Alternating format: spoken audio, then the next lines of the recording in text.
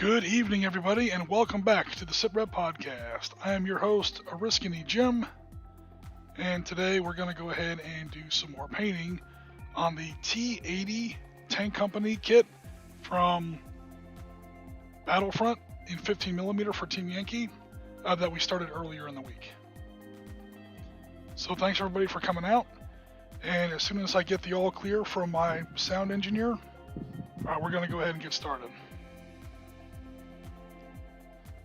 Awesome. So, like I said, we're going to go ahead and do some more work on these T-80s. Cool. Thanks very much, Jen. We're going to go ahead and get some more work done on these T-80s.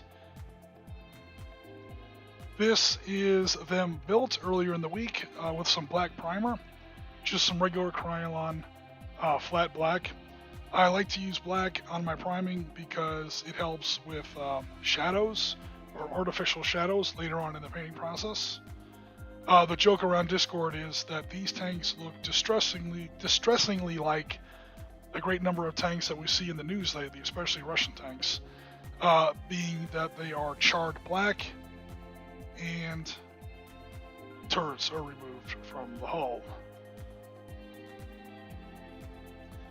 That's the tanks kind of as they appear now. So we had another stream later on in the week where we went back and we tried to do a 3-color painting airbrush scheme on these. It was like maybe 80% successful, maybe 90%. The only thing that I'm not 100% happy with is I'm not completely thrilled with you can't really see the third color in here. The third color seems to be missing because it's a little too faint. It's supposed to be a thin black outline that appears between some of the two colors that you do see here. As we see, oops, there we go. Even there it might not be totally clear in the image, in the example image that we see on the left-hand side. That's kind of what I'm going for there. Is more of a 3-color scheme rather than the 2-color scheme that we kind of have now. But that's okay. I might come back and fix that later on in the painting process. So, give me just a moment. Let's see if this works. Oh, that did not work at all. Hold on. I'm trying to get rid of the... There we go. Okay. So hopefully the focus is a little better than our last stream. Our last stream I was using a different camera. And it wasn't that hot. So hopefully today's image and focus looks a little bit better. And again, this is the tanks as they see now, or as they appear now. Finished construction. In fact, if anything, I added a little bit to it. I added these radio antenna. Hopefully they show up on camera there. Very, very simple hobby trick. Get one of those very, very small whisk brooms. Not the big brooms that you sweep the floor with, but like little dustpan brooms. Get the thinnest bristles you can, and it will provide you literally with a lifetime of radio aerials. So hopefully those stay on there. One good thing about this kit from Battlefront, again, I should probably show the kit here super fast. Hopefully this doesn't screw up my focus. This is the kit that we're talking about right here. So one cool thing about this kit, I'm going to go ahead and manually adjust some of the focus here.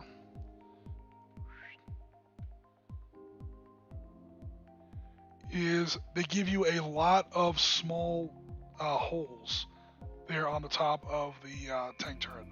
You see there's 2 holes still not filled here on the top of the turret, or actually more accurately on the right hand side of the turret. 2 of them are already occupied, as it were. One of them with the NSVT 50 caliber machine gun, or 12.7mm machine gun there, and then of course one with the aforementioned radio aerial. So that's what we're going to be working around those today.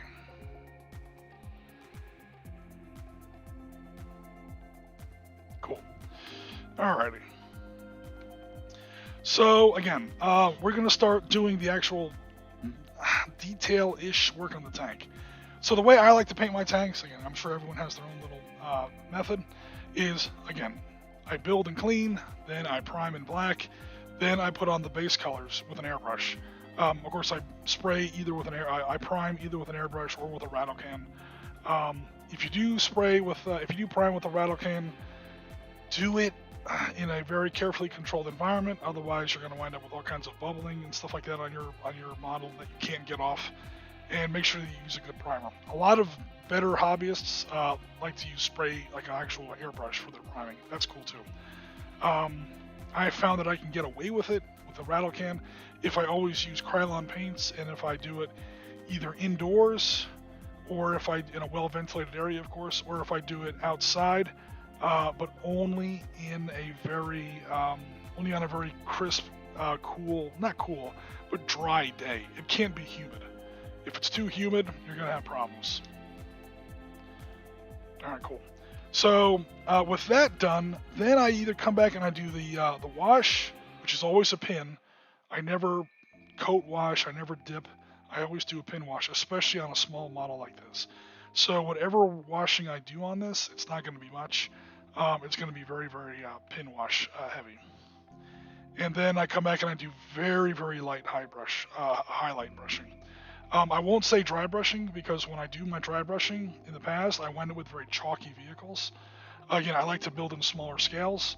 So the kind of tactics and techniques that you often use with small scale models, with larger scale models, 20 mil, 28 mil, that you can kind of get away with, don't work so well in 15, 10, or 6 mil, because the scale doesn't work. In other words, the classic dry brush, where you just get you guys know what dry brushing is. When you try and do that too heavily on a smaller model, especially one that's nice and detailed, like these Battlefront T-80s, you're going to wind up with some very chalky. It's like your tank just drove through a sheetrock factory or something. It's not going to look right. All right, so what we're doing today then is I'm going to do some of the broader details. So again, the base colors are on there. I want to do some broader details. And I've got a little list that I'm going to work through here. I'm going to work through tracks. I'm going to set up my little running order here. Tracks, the rubber front. That is these little mud guards that you see here on the front of the vehicle. Okay, the rubber backsides. So not this is metal, but this back here is more of that very thick, mud guard kind of rubber. Same on this side. And then once I get the rubber done, I might come back and I do some mud splatter. Once I get the tracks and the mud guards done, I might put some mud on the tracks and on the mud guards. The fuel tanks are going to get a little bit of paint. I've gone back and forth about whether or not I'm detaching these stupid things. You're not supposed to have these in combat. Again, I know there's a lot of footage coming out of Ukraine lately that shows them still attached. I am at a loss to explain half of what the Russian army is doing over there as far as their tactics and doctrine and operations go. It's, their grandfathers would be embarrassed. Let's just go ahead and say that. We're gonna, again, depending on how long the stream lasts and how far we get, we may go ahead and paint the machine guns, like in the NVT, NTVT, 12.7 millimeter machine gun. The searchlight cover. And headlights, the ditching log that's in the back there, and the snorkel. And then that's going to be it. I'm not going to get into the super detailed stuff like the tail lights, the numbering, the different colored stowage is going to have different colors. I might play around with the reactor armor. I may customize these things a little bit. Because the super small details like that, the sights will have like little bits of glass and thermal imagers and whatever like that in there. The periscopes. If you get too detailed into that stuff before you do your dry brushing and your dark wash, you wind up losing that detail, and then you have to go back and do it over again anyway. So I kind of save that for very last. And then maybe some decals, depending on what I have available in my decal bits box. Cool. So Jen says, tracks, say it isn't so, anything but tracks. Yeah, I often lament that tracks are my least favorite thing to do on the tank. They're not so bad on these, because I'm not going to do the rims of the wheels. Those are the pain, is when you have to go back and actually do the tires, so to speak. on the tank, as well as the tracks. That's when it gets to be a bit of an ass ache. All right, so for now, I'm gonna go ahead and get started.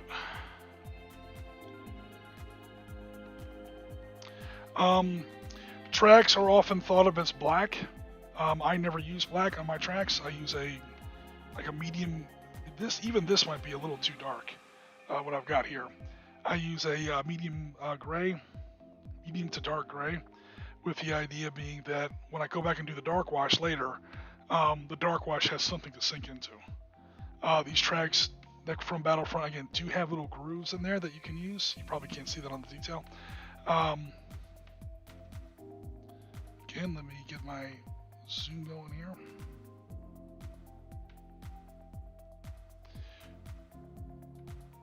Yeah, so you see that there is a fair amount of detail on the tracks.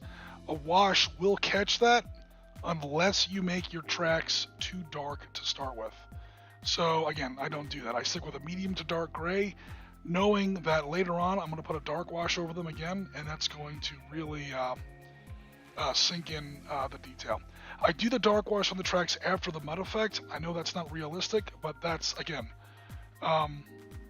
that's how you keep the detail in your model.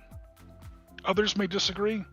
They say the whole point of mud is to, cover up all your stuff, and I can't argue with that. But I like, it's just a personal thing. I like the tracks to actually show some detail.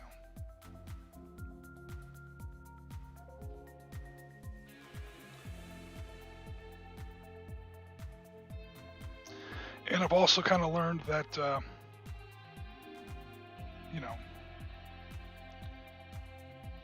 as much as people, or as I used to, get really obsessive with the detail in the tracks, being very careful to paint around all the wheels, this part of the model is going to get covered up again by wash and by mud anyway. A little bit of weathering effects, so don't go crazy. I'm not telling you to be sloppy, but don't get anal about it either. At least I don't. So I just make sure I get between each one of the road wheels. One part you do definitely got to get is the spot that shows on the front and the back.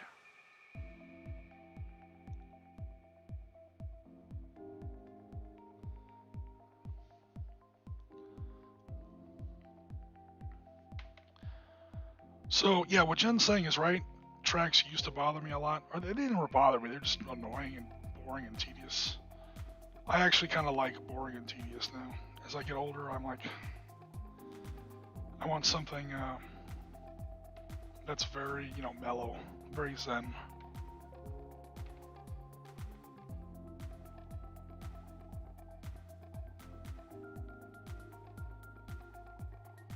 In fact, you know what? I may lighten that up a little bit more.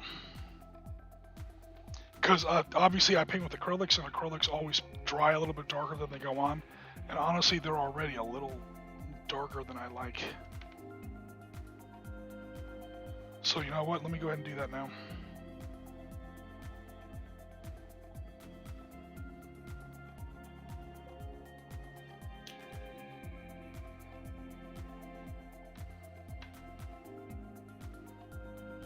I always drop a little bit of water.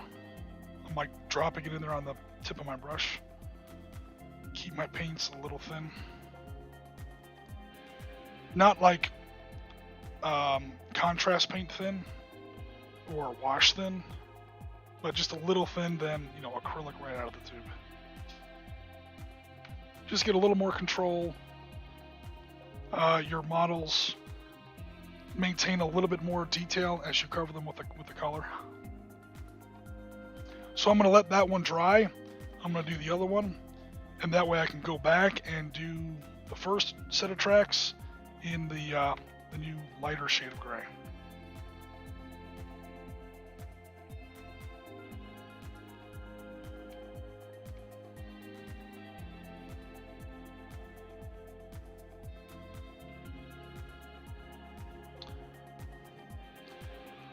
Once you really kind of zoom in and focus here, yeah, I'm definitely seeing where the airbrush missed a few spots. or overstepped on a few spots, or didn't really blend a little in a few spots.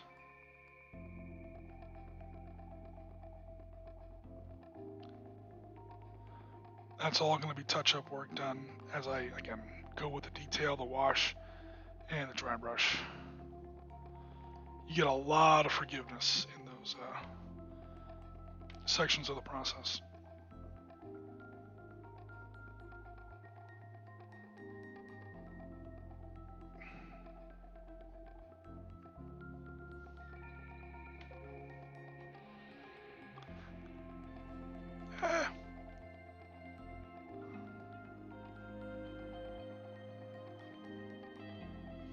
One thing I like to do, and I'm sure you guys do the same, is I do the inside of the track probably a little bit further back than is really required, because it's kind of annoying when you got your models on the table and you kind of do the whole, soldier cam view.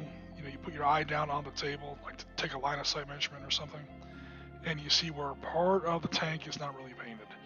This dark, obviously primer on the inside of the wheels, I don't mind so much because that part of the tank is supposed to be kind of cloaked in shadow anyway. But I just want to make sure that the tracks, look correct, even from very, very low angles. Because we all do it. When we're actually playing with these things, we actually got them on the table. We all kind of put our eye down on the table. I mean, most games force you to do it. You have to do like a true line of sight mechanic, like in Team Yankee, for example. Even though, Team Yankee isn't really true line of sight, but it's close.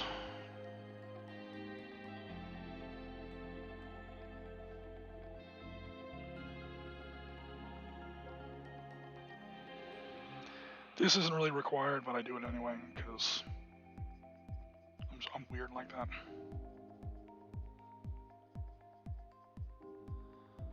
This way, if you're playing with someone who likes to flip over tanks, want to show that they're destroyed, you don't look silly. Oh, look, you didn't finish up your tracks.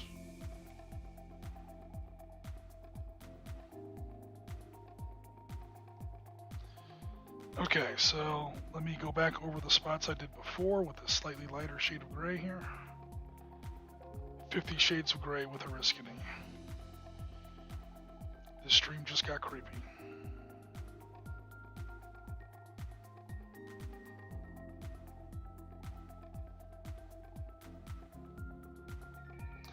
Alright, that one's done. I'm gonna kind of...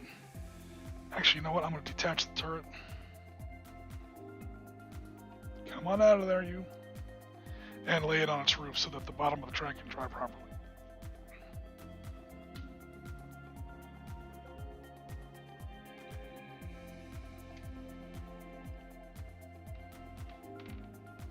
Yeah, hopefully there it shows up a little bit better. That's the kind of thing I was going for with the 3-color camouflage. I'm going to have to go back with the hand brush. And I've got my colors saved here for these are actually airbrush paints, these 3 here. And fix, or at the very least reinforce, these little black stripes. They're supposed to be between the darker and lighter yellowish green. That was the idea. Didn't really happen. At least not consistently.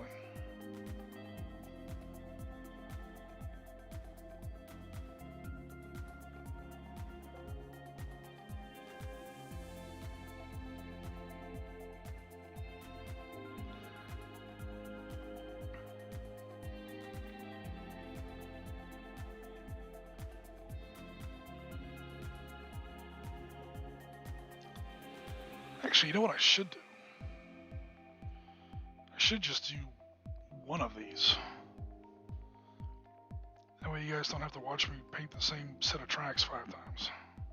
That's absolutely not the way I paint normally. I always do everything in a chain kind of a model, a chain system, chain painting. But chain painting can make kind of a dull stream, now that I think of it.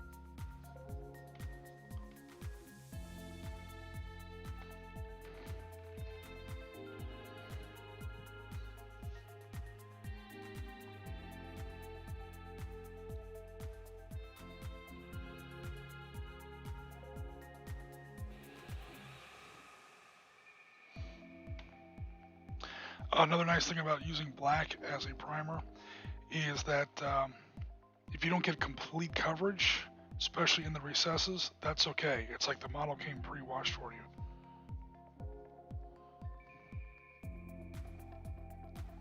In fact, it's almost bad to over paint or over cake your model. You lose some detail that way, and if you use black primer, you don't have to do that, or you mitigate the risk of doing that. All right, so that's the second set of tracks complete. Again, I know it looks very light now. It's going to get darkened down a lot with mud and grime and weathering, and especially dark wash. So that's 2 sets done. And also, again, because it's acrylic, it's going to continue to, let me see if I can get this on a better angle here. As acrylic paint, it's going to continue to darken as it dries.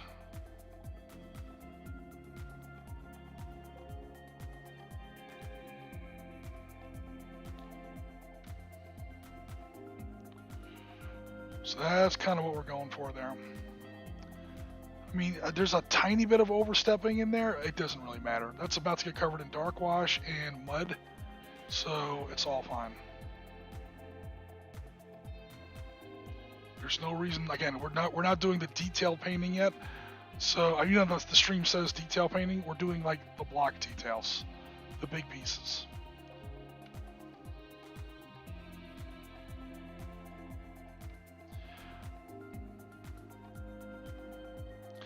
All right, so Gentleman says, I remember the Revolutionary War, great boot painting session. Oh, good God. Yeah, I know what you mean. I had to paint like 400 boots on 200 figures, all basically one color. That was a fun like 6 hours. It's incredibly boring and tedious.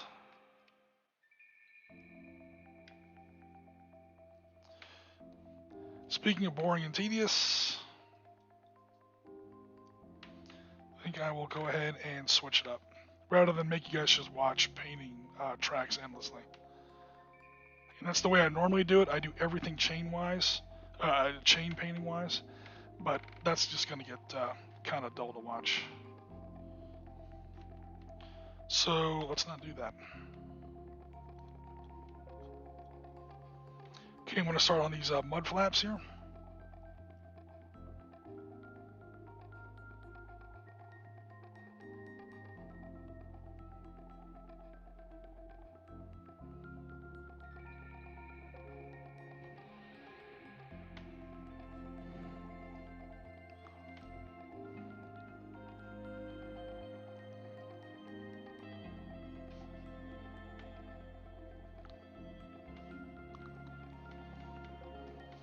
These turrets are still kind of in the way.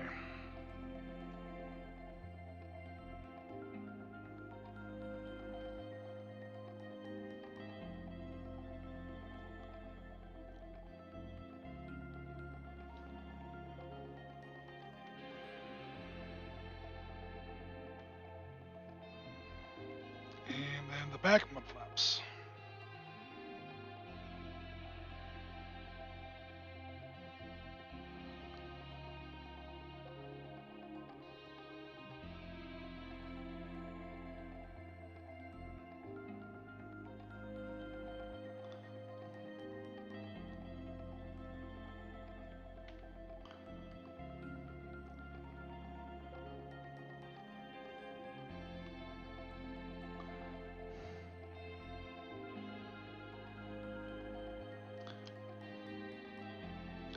Now, if you click around the internet, you're going to see some people just go ahead and paint those in the standard green that the rest of the tank is. I guess you can. A lot of these tanks in real life are just a monochrome color. But once you put a camouflage sort of a pattern on there, they don't paint these mud flaps in the same camouflage as the rest of the tank. So a lot of times it's a very muted kind of a gray or a gray-green. Russian or former Soviet or even modern Ukrainian or any kind of Eastern Bloc or former Eastern Bloc, I should say, country, A lot of times their vehicles are very kind of challenging to paint, and challenging in a very dull way. Oops, I'm putting my fingers all over my new paint. That was dumb. That was dumb, no. Fix it.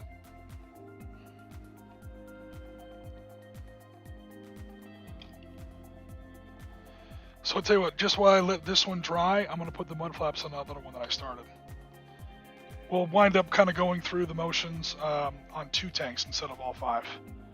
Otherwise the stream would last too long and you guys would get bored.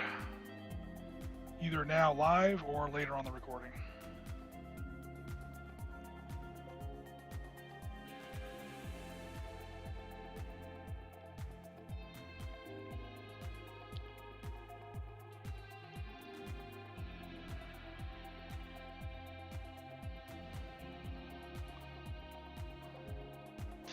If at all possible, I like to leave those tiny little joined pieces between the segments of the track. I try to leave those the same color. If you go over them while you're doing your mud flap, oop, I overdid it on the focus.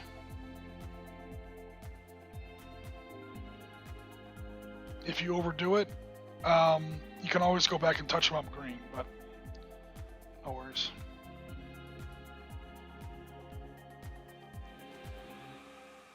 Jen is asking if I'm going to put naked lady silhouettes on my mud flaps. No, I don't think so.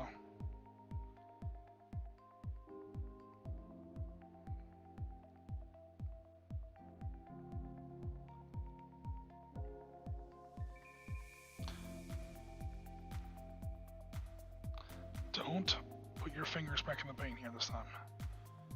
Dopey.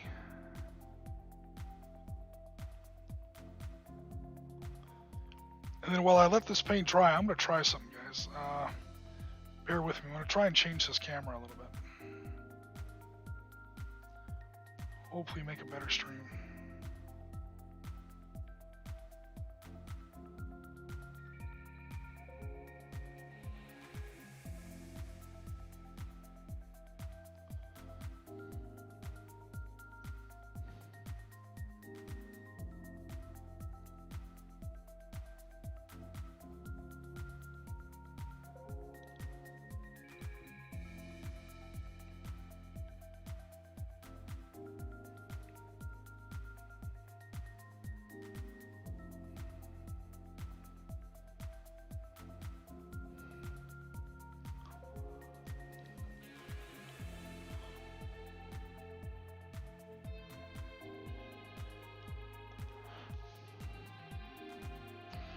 Okay, so again, while those 2 elements dry, I'm going to try something here on the camera. Give me 1 second here.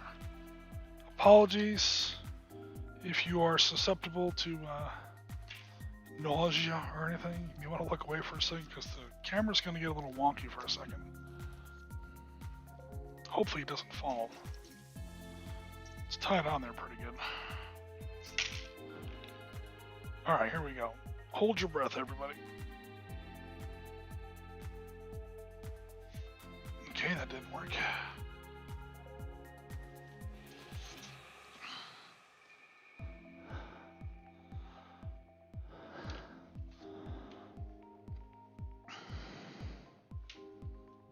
Bear with me a moment. I know the focus is terrible for just a second.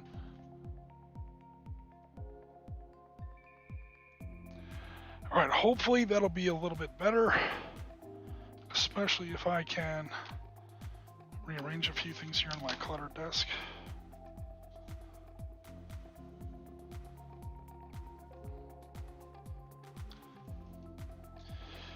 That might get a little bit better view of the painting as it's happening. Basically, the camera's just a little bit closer to the camera is now just. Ooh, I wicked overstepped there. Oh no. I'll fix it later. Yeah, that's kind of. Oops. Let me say the difference, or I should say the flip side of getting the camera closer, is that I have to be more mindful of keeping the camera in frame there. All right, so these 3, you always have to wait your turn. I'm working on these 2 at the moment. Okay. What do I do with my other brush?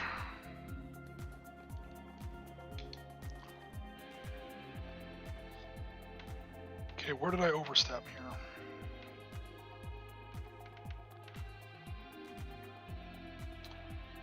Nowhere here.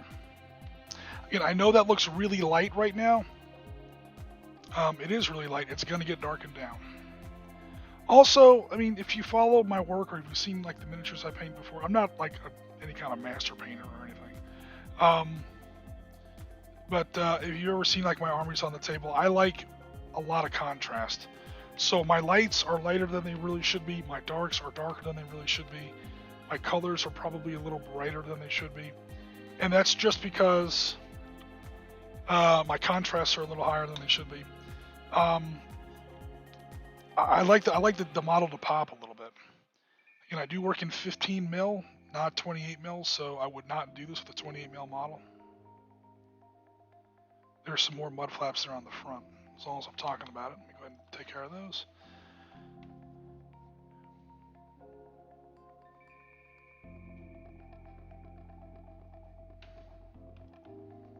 Okay, so somewhere here, there it is. I wicked overstepped. So I saved the colors from my airbrush. This is just airbrush paint left over from last week. That is the exact same color as before. They were heavily mixed, so how did I save them? This is a trick my girlfriend of all people taught me. If you don't have a wet palette, or if a wet palette's not doing it for you, you can do the Ghetto Oriskany version. You put your paint tray in a sealed Ziploc bag with a almost dripping damp piece of paper towel. That sucker will remain perfectly liquid for weeks, if not months. It's amazing how well that works. It just has to be airtight when you get it completely sealed up, and then that has to be wet. That little bit of paper towel. That trash works to a freakish degree. I love it. She's probably saved me $100 in paint. So because I have the exact same, this is exactly the paint I was shooting through my airbrush earlier this week, and now I saved it so I can do touch-ups. So once that little lighter green spot there, once that dries, that's going to blend in with the original paint.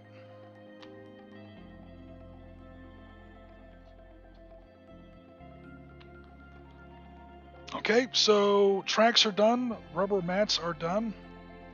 Now that both tracks and rubber mats are done, let's go ahead and slap some trash on them, i.e. some mud.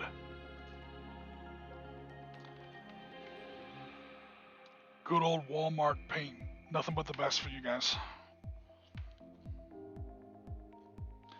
You can totally get away with cheap paint like this if you're patient enough and you don't care.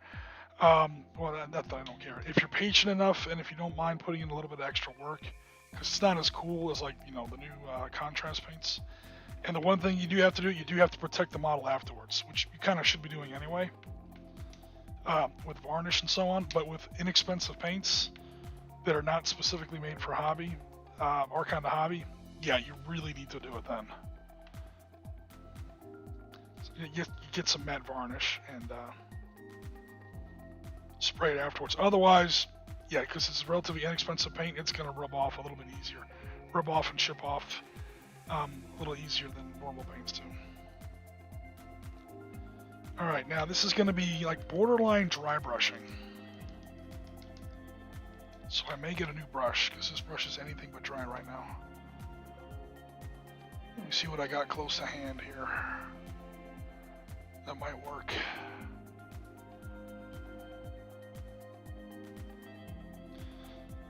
Or I might just keep using the same brush.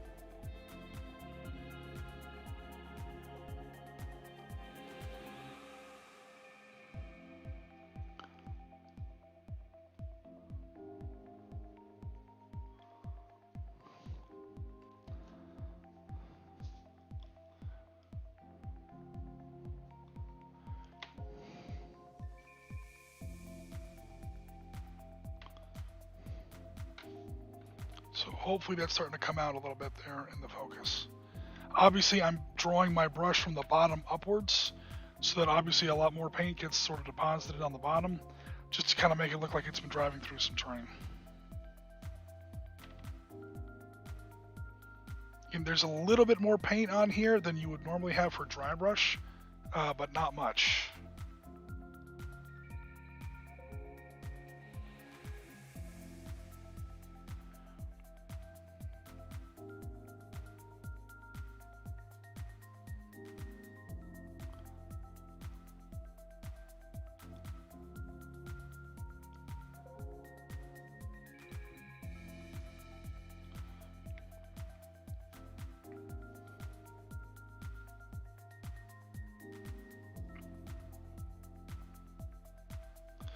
I'm also kind of dragging it back at an angle so that in case I get any streaks, it's almost a good, it is a good thing. Just don't make the streaks too big.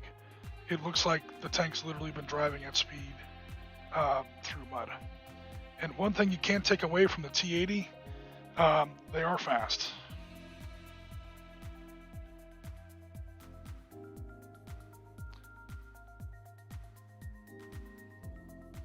Oops. Don't drop the tank.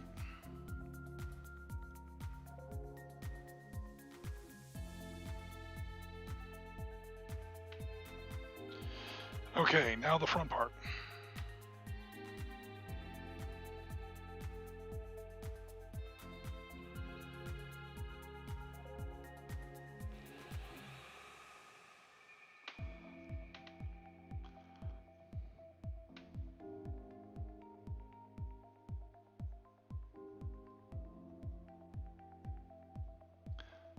The trick here is to break all the rules that you normally go by, i.e. do not go for an even coat. Do not go for, a nice, smooth application. You want it to look patchy and splotchy. It's literally, mud splatter.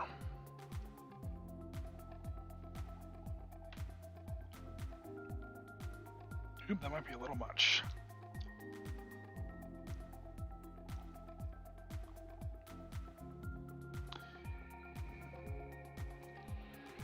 And it makes sense that this entire bottom mud splatter tray, or not tray, mud flap would be totally coated in it's still not great, would be totally covered in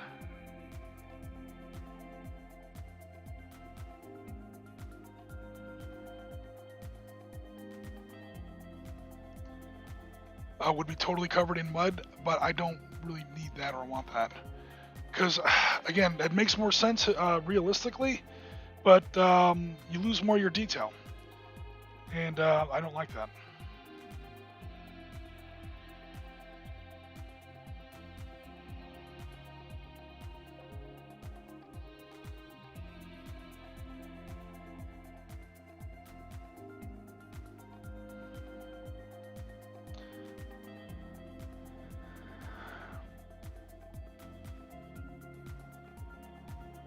And being deliberately not even across the length of the track there.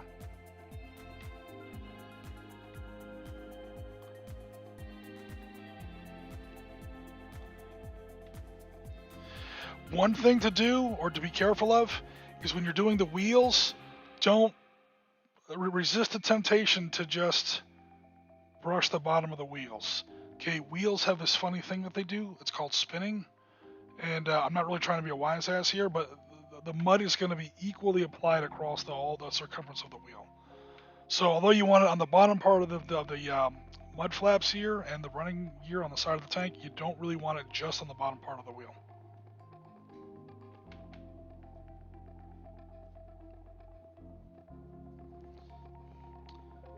Thanks very much for all the comments. Thanks very much for people who are coming by and not commenting. We do have more people than we're getting comments. So, we who are about to lurk, we salute you.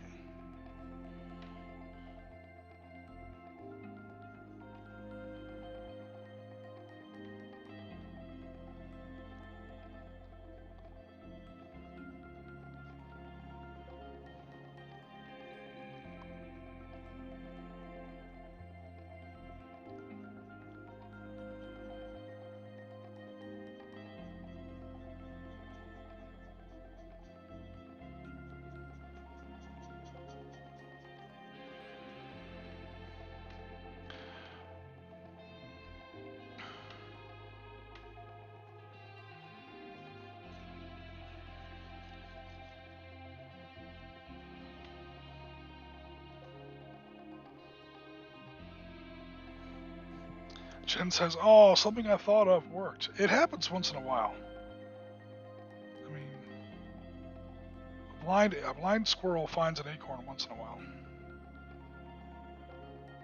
I don't know if that's something that she saw in one of her hobby shows. You know, believe it or not, my girlfriend is really into hobby too. She just, I mean, it's not like our kind of hobby, but a lot of beading, a lot of like craft around the house, stuff like that. All right, so I'm not gonna do the other one, because again, I don't want to make you guys watch the same process like 10 times. So again, we've got the bottom part of the mud on the track. It's probably a little lighter than most mud, but again, I like contrast. And again, there's going to be a pin wash that gets put on this, and on details this small, on models this small, even a very careful pin wash will take the whole model and kind of tone it down, make it a lot more dark.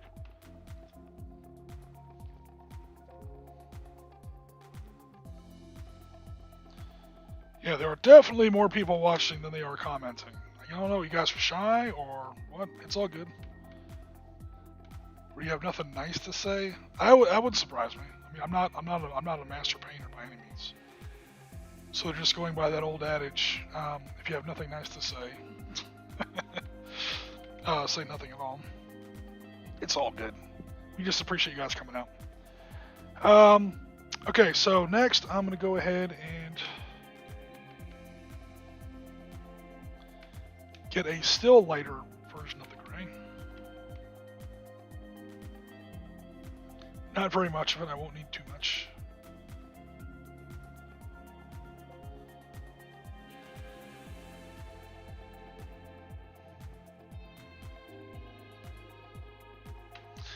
And put it on these ridiculous fuel tanks.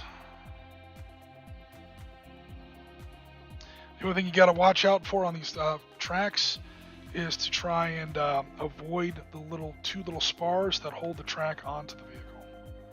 That should remain the regular color of the tank. The fuel can really be whatever color you want, because let's face it, these fuel tanks should not be on here.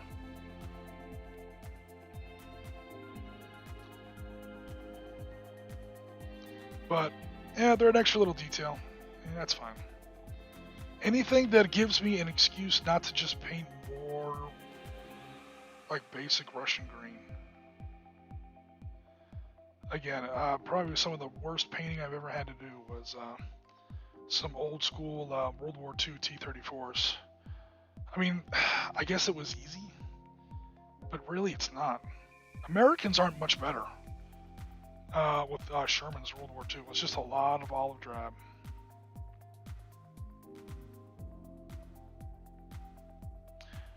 This was one of the tanks where one of the little struts that hold the fuel tank on there actually broke. But no worries. So the reason I make such a big deal about these fuel tanks is you always see them in pictures. The kit is not wrong to include them. In fact, it's kind of an option. You just choose not to put the piece on if you don't want to. I went ahead and did it just because, again, it came with the model. So I said, what the hell? But honestly, you really shouldn't. They shouldn't be on there, to be perfectly frank. Because what happens is, or at least what's supposed to happen, again, I keep giving the Russian army too much credit. Everything I say is easily disproven by what we're seeing over in Ukraine. But what's supposed to happen is they're supposed to drive to the battlefront with these fuel tanks, drawing the fuel from these fuel tanks, keeping their onboard tanks untapped. And then once they get close to the FIBA, or the forward line of troops, or the engagement, the point of contact, whatever you want to call it, once they get close to the combat area, these tanks are supposed to get jettisoned. Because you know what's not a good idea? Driving into combat with gigantic friggin', what the hell are these, like 55-gallon drums with a fuel on the back of your tank. It's not, a recipe for success, to put it mildly.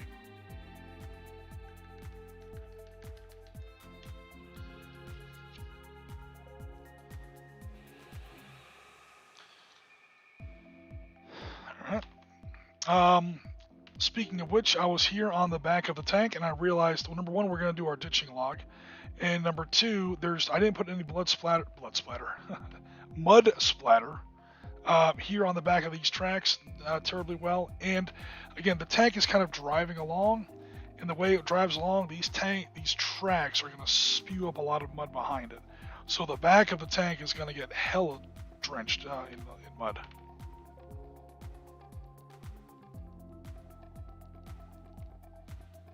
So actually, I'm going to use, no I'm not. Yes I am. I'm going to use a different color for the actual ditching log.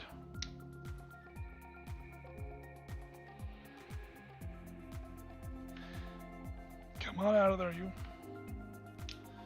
That's definitely too light, but again, that's what I like.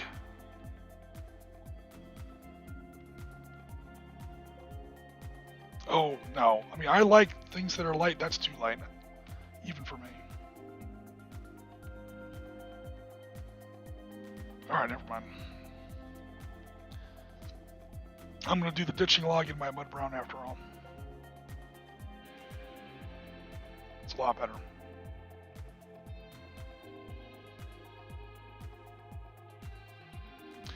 Again, there are two. They're probably not coming out on the detail here. I'll move this really close to the camera.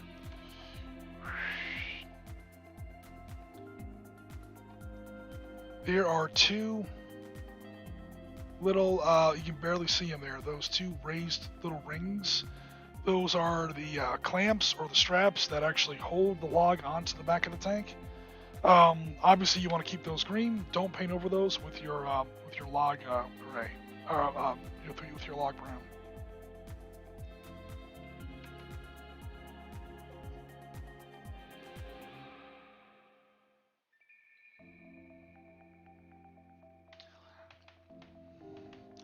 In fact, I may need a smaller brush for this.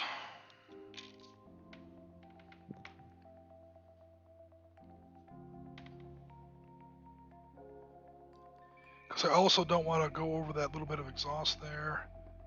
The strut that is holding on the fuel tank.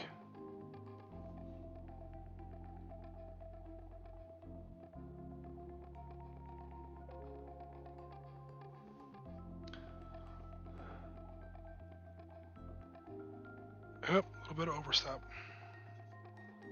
Damn it.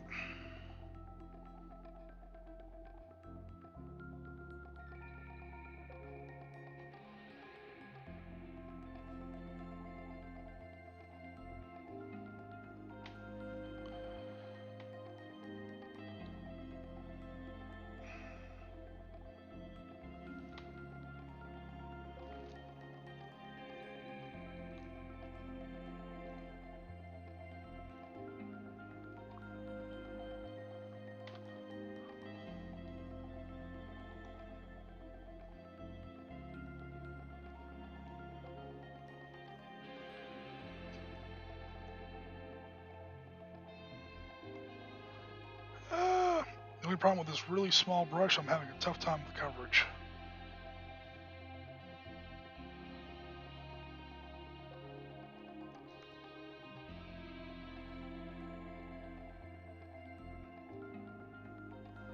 This might be one of the pieces where it, depending on how crazy you want to get, you may want to paint before you put on the model. Okay, I got a little bit of overstep there on the strut that holds up the fuel tank and on the retention ring. I don't know if that's a strap or a clamp in real life. And it's actually holding on the tank. So I'm going to get a little bit of my touch-up paint saved from airbrushing last week. And kind of clean up my overstep.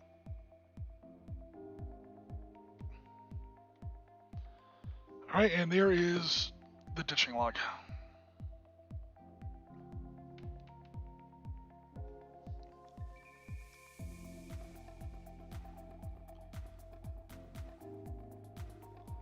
Or I thought it was. Turns out I wasn't finished.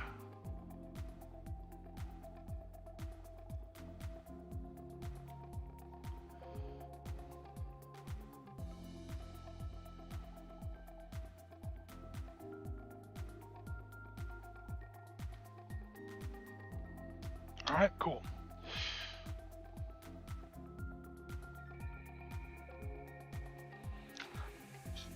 Next, we are going to do the machine guns. At least on this one tank. Again, I don't want to do the same thing all for 5 tanks. You guys would be here all night and be bored to tears probably. Alright, so I'm not entirely sure why, but all of the, let me see if I can find it here. Bear with me.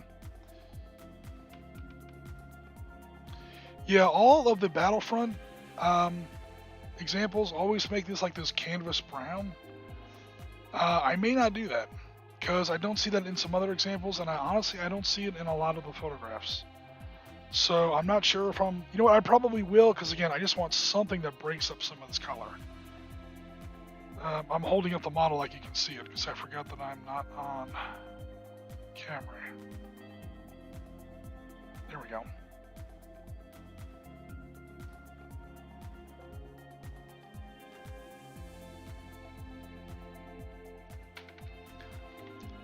So I take it back. I think I will do it.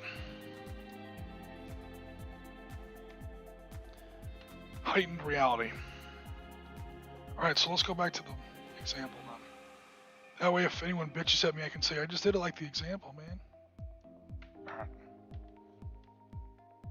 So I'm gonna take this off the tank and just do the turret.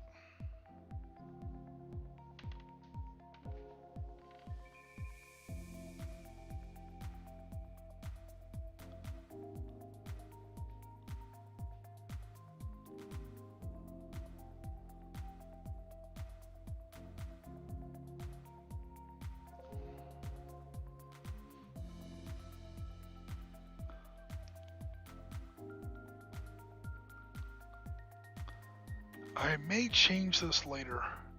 Don't be surprised if this model shows up, if these models don't show up later on our Discord or on a future stream, and they are this brown canvas part is gone.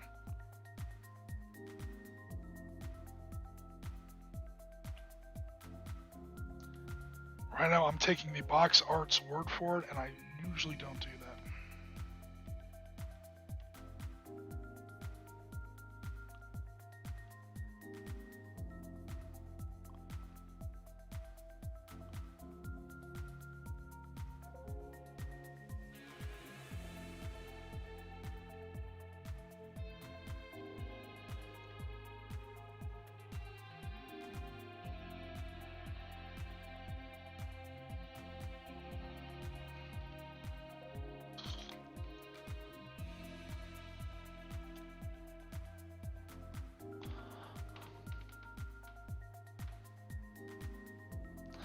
Okay, next, the machine gun.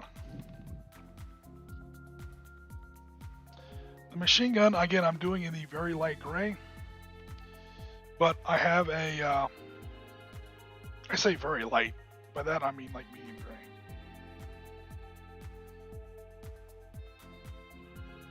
But, which yes, I know it should be more of a gunmetal black, but trust me, young Padawan, I have a plan.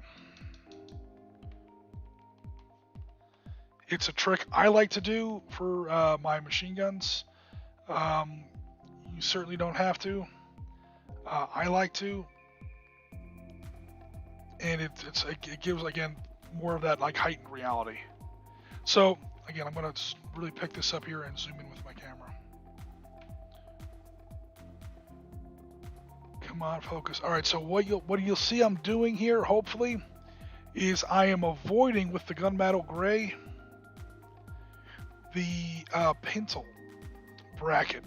So there's a little rounded off triangle looking piece. I'm hoping you can see a little bit there. I've already overstepped on it a little. But leaving that, whatever color the tank is, that stays green. That's technically not part of the gun.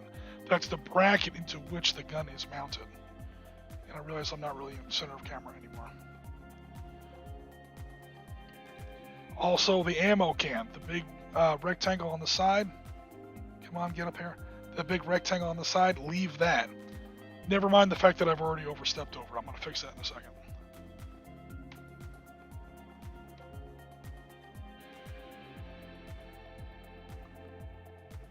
guys got. I'm like painting past my camera right now, so my vision is not the best.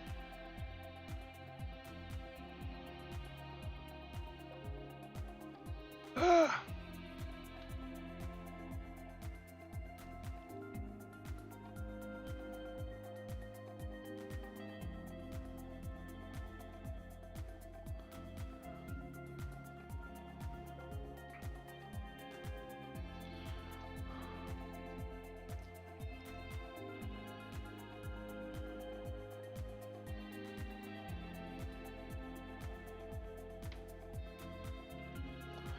All right.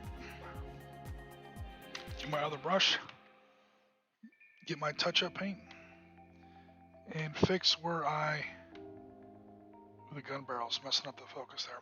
Fix where I overstepped. You see where I overstepped on the ammo can there?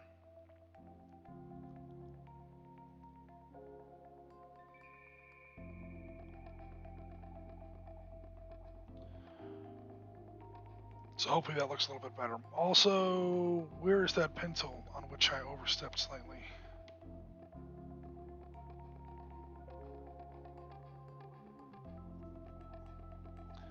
The other one looks okay.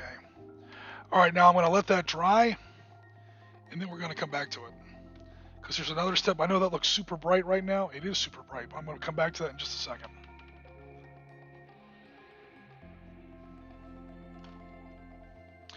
Purple is a nice way to break up all the green. Purple?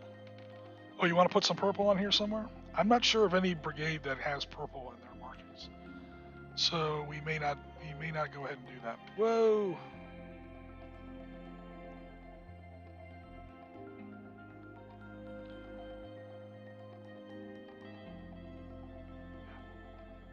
And a lot of this isn't going to look right until I put the wash in there. So again, those wheels don't really look cool right now because there's no wash in them. They are a little threadbare on the old mud though. Oh, give me a second.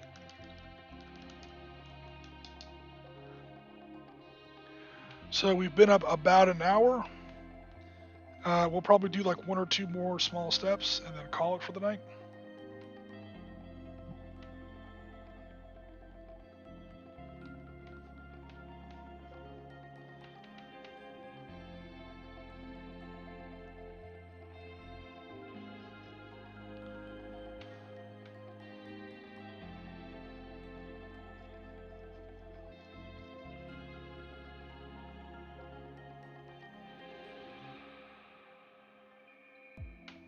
Like my pallet there on my wrist.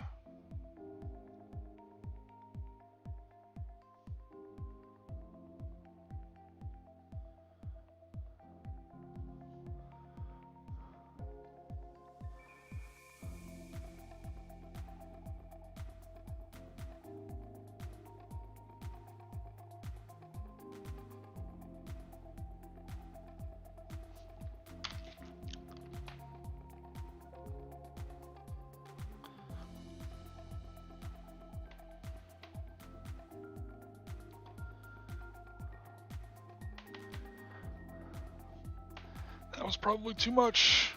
I was putting some water into my mud brown, and I think I overdid it.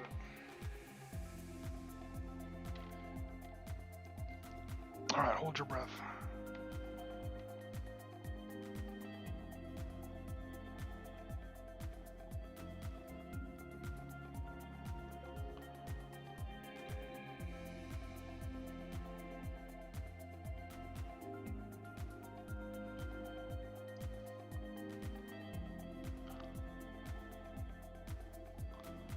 Get it in camera, dude.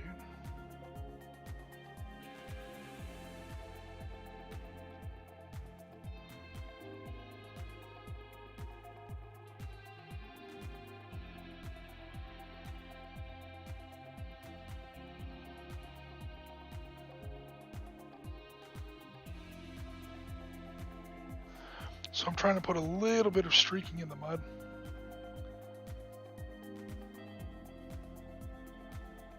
Not sure how much this is coming out on camera.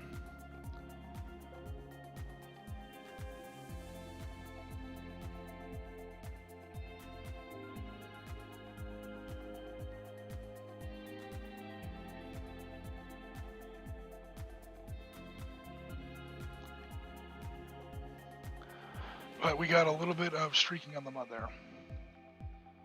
A little bit of splatter.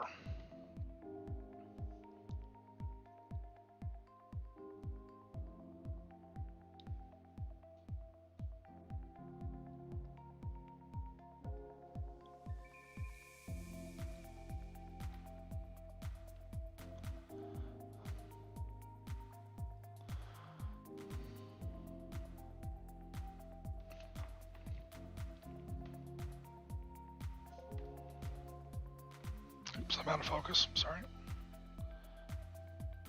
The problem is, in order to get really good focus, you have to hold it really close to the camera. And once you do that, it starts to get hard to actually put paint on it.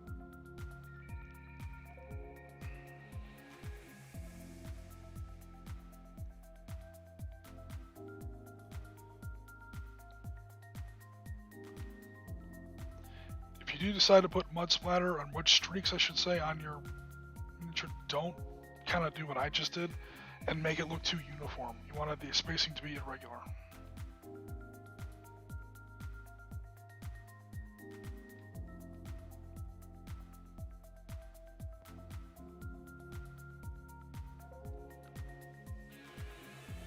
Alright, cool. Oh, we are slowly getting there.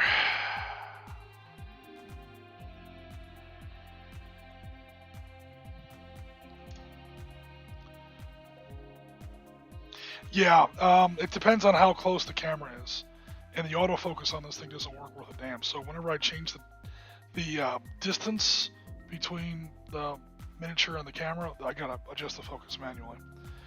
Okay, so we're done playing in the mud for now, but now that we're more or less done with, or more than that NTVT heavy machine gun, 12.7mm machine gun, is more or less ready to paint.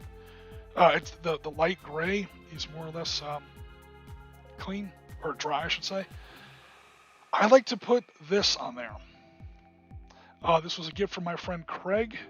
He kind of, clued me in on it. I use it on not gun barrels like this gun barrel, but like machine guns in larger scales. I have some Old West models that it works really well on. And I don't go crazy with it, but I just kind of put a little bit on there, and it puts like that gunmetal blue on there. That kind of makes it look like, actual, gunmetal. So just a dot, because I'm only doing one tank right now.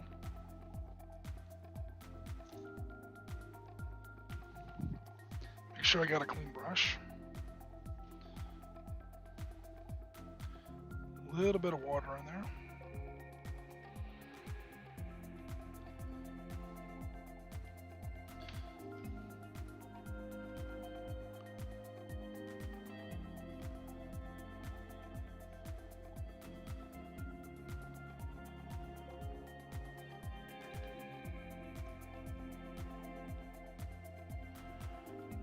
And hopefully when this dries, we're going to get a neat little effect.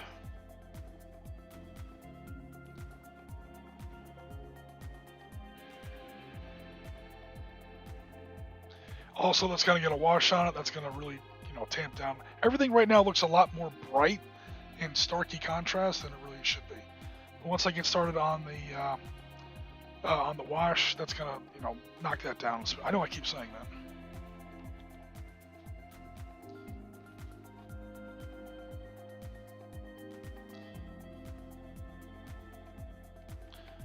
All right, the searchlight cover.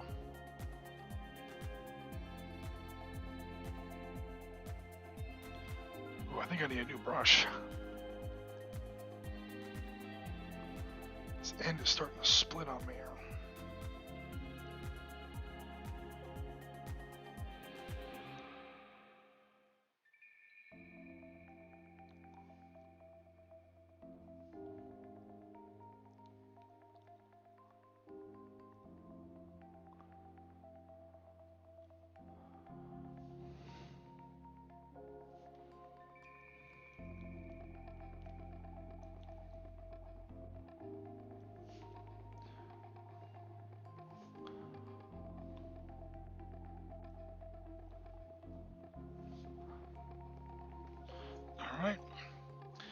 moving right along, we're going to take a look at the headlights.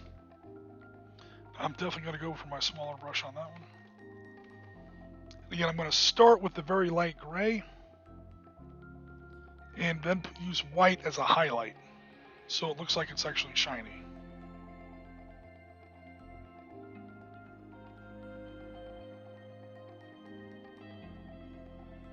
Whereas if you just make it white to start with, it's very hard to put a highlight on white. It doesn't really work. Get the turret out of the way.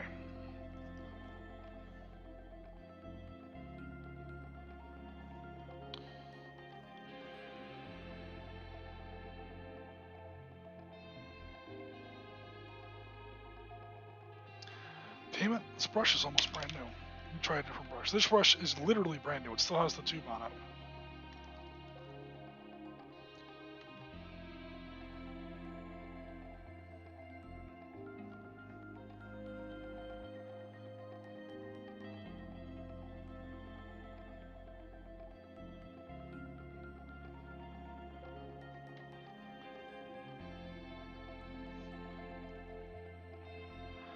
Maybe I don't have enough water in here.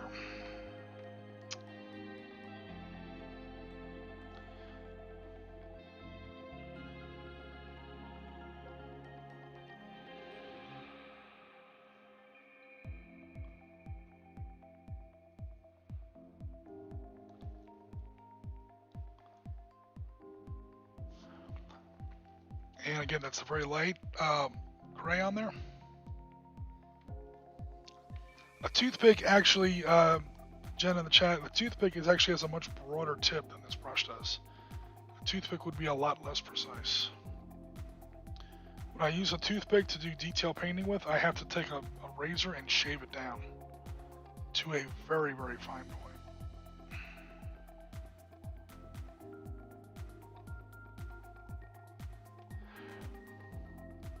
Okay, this one definitely came out better than this one. This one is still testing my patience.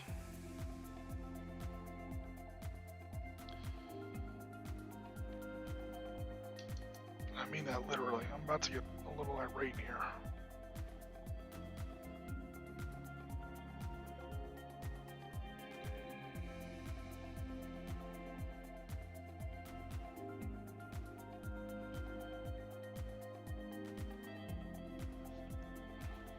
Now I gotta redo the highlight.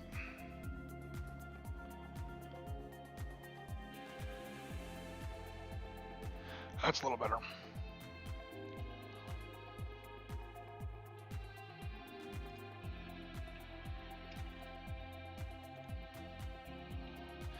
Alright, so now hopefully that interferon blue is coming out a little bit on your, before I accidentally paint with my brush here. That interferon blue is starting to come out a little bit on camera. Or just makes it look a little bit more like gunmetal. And again, the wash is gonna tone that down a little bit. Alright, last thing that I have scheduled for today is the snorkel. So the snorkel is a piece of equipment that the tank uses to ford water obstacles like rivers and creeks and so on. It allows the tank to travel briefly underwater. It's really up to you. Normally the tank, it's ancillary equipment, it's support equipment. It gets bolted on or strapped on. It's like stowage almost.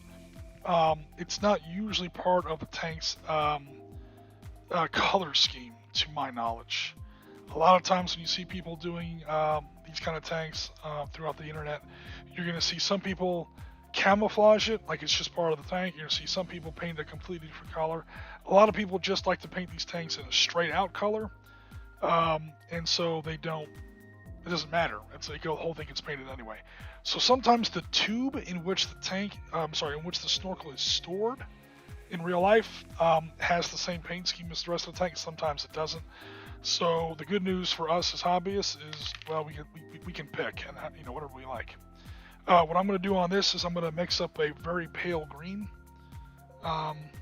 like a greenish gray, and see what that does for us.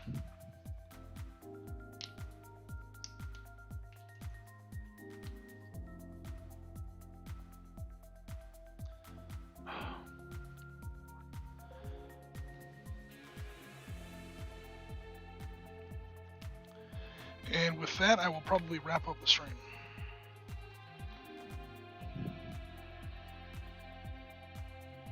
So it's still like a military color, but what happened is the guys went in and what the hell happened to all my greens? There we go. The guy went in there into the warehouse. He talked to the guy, his boy in supply, and I know we all love supply, right?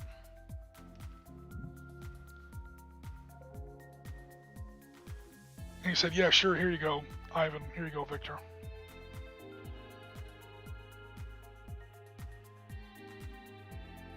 Here's your snorkel, and it's in a military color, but it wasn't painted. It wasn't strapped onto the tank when the tank was spray painted.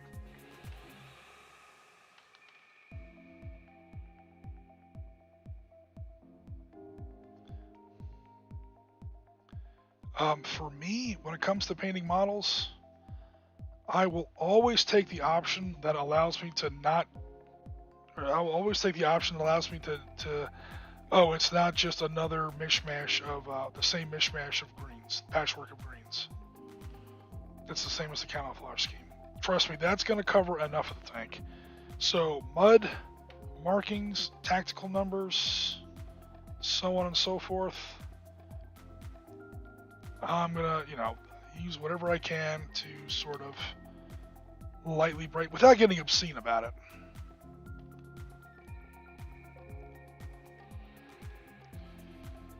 So it's just different enough where you can tell that it's kind of not part of the original tank. This is, equipment that gets sort of stowaged on the back of the turret.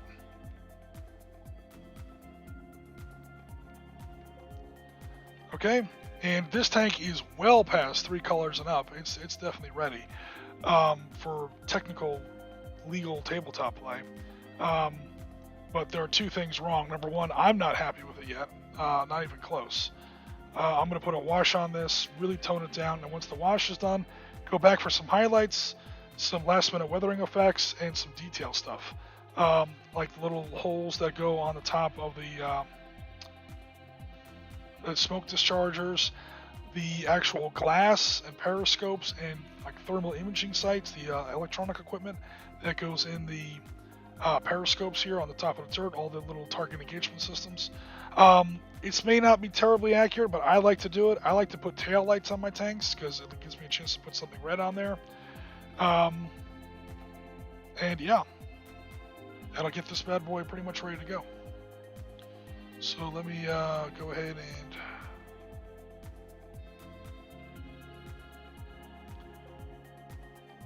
so again, they're not ready,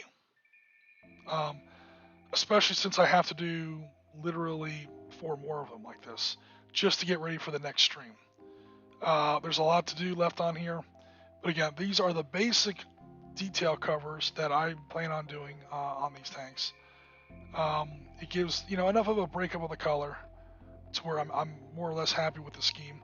Again, I'm going to go ahead and put a wash on these, some highlights. I'm going to tighten up and starken up, add more contrast to the much darker grayish, or I should say greenish black.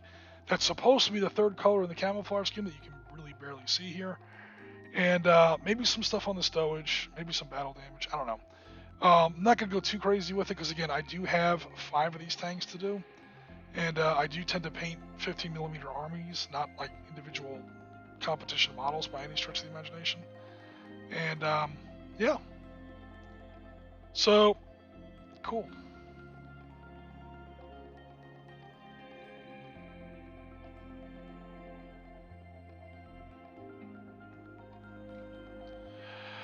Alright guys, that is going to wrap up Mr. Stream. I'm probably going to be spending a fair amount of time tonight and probably a little bit tomorrow getting the rest of these bad boys up to this guy's current state. And once I do that, then comes the next step, which again is dark wash. That's going to be really time consuming. I don't think I'll do the pin wash on stream because holy crap, that would be a boring stream.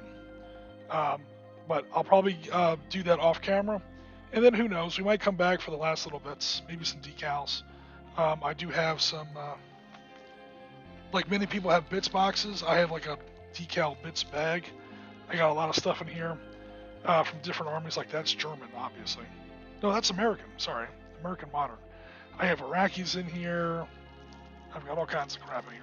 So I know I do have some old school Russian 3-digit tactical markings in here. I'll probably put some of those on because again, anything that breaks up that green and dark green soup that makes up the camouflage scheme, just kind of help make the tank pop a little bit. Okay, guys. So definitely appreciate it.